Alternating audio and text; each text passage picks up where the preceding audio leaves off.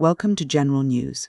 For August 19, 2026, we are tracking three major developments: a rapidly accelerating Ebola outbreak in the Democratic Republic of the Congo that is outstripping containment efforts, questions regarding the independence of the FCC following the release of new meeting records, and a growing political debate in Ukraine over whether democratic elections can be held during wartime.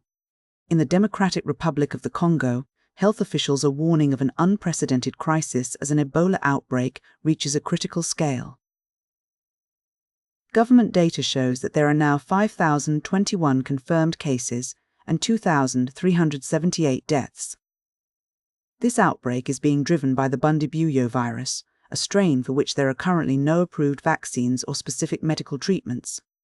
What has particularly alarmed the World Health Organization is the speed of the spread.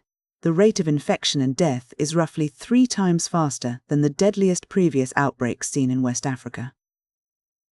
Containment efforts are facing severe obstacles.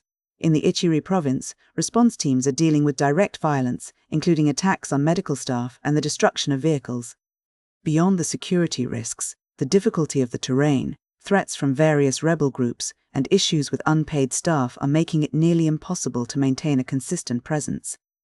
Surveillance teams are also struggling to track the virus because many new cases are appearing in unmonitored zones. While the overall case fatality rate stands at 47.4%, the situation in North Kivu province is even more dire, with the fatality rate reaching 70%. Shifting to regulatory news in the United States, new documents obtained through Freedom of Information Act requests are raising questions about the independence of the Federal Communications Commission. According to reporting by The Guardian, internal records reveal that FCC Chair Brendan Carr maintained a close working relationship with the White House and major media executives throughout 2025 and early 2026. Between March 2025 and February 2026, records show Carr attended at least 8 meetings at the White House, including discussions with Chief of Staff Susie Wiles and Health Secretary Robert F. Kennedy Jr. The documents also list meetings with high-level figures from the media industry, such as Lachlan Murdoch of Fox Corp, David Smith of Sinclair Broadcast Group, and Owen host Matt Getz. Democracy Forward, a watchdog group, stated that the breadth of this access for political allies and industry interests raises serious questions about whether the agency's regulatory decisions remain independent.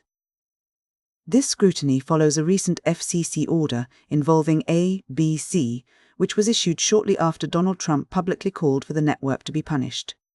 While internal emails show Carr maintaining a professional tone on policy matters like TikTok legislation, the records also include more informal remarks, such as a comment about performing a Trump dance in response to protesters. And finally, a political rift is widening in Ukraine as the country grapples with the logistics of governance during an active invasion.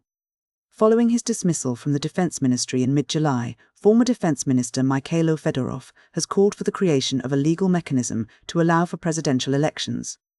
In a video statement, Fedorov argued that democracy should not be held hostage by the Russian invasion. He claimed that a systemic crisis of governance and corruption is currently undermining the military effort by making it harder to secure necessary equipment. While Fedorov noted he was offered other government roles, he stated he would only be willing to return to his post as defense minister. His dismissal is believed by some to have been the result of tensions with the army commander-in-chief, Oleksandr Syrskyi. Fedorov's proposal has met significant resistance from within the Ukrainian government. MP Oleksandra Mereshko, an ally of President Volodymyr Zelensky, described the idea of holding elections during the war as dangerous and unrealistic, arguing it could weaken national unity and play into the hands of Vladimir Putin.